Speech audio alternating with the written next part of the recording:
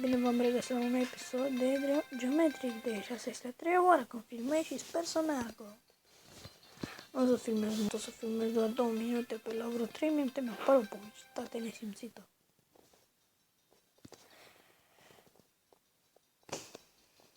Și m-am mai jucat înainte și nu mă te închesez din joc să aia.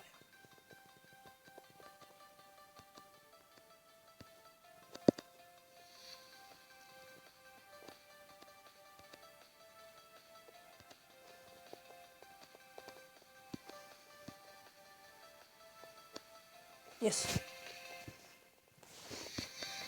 Că n-ai ce știu partea.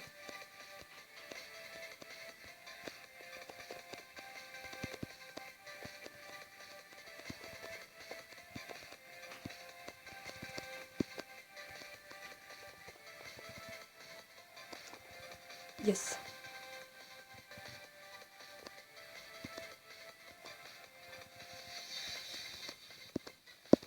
Nu cred!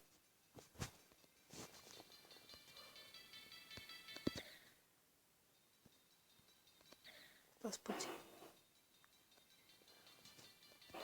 O să țin ăla deschis ca să văd că am filmat.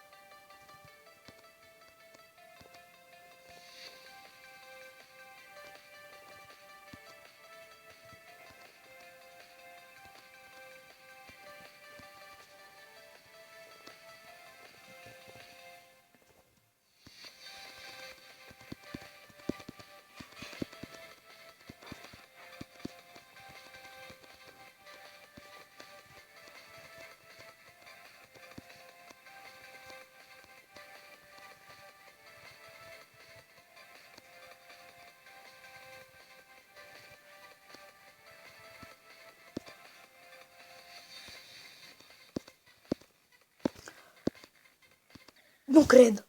Nu o fac! Bine, cam atât a fost pentru azi. Nu uitați să apăsați butonul de like și să vă abonați. Pa, pa!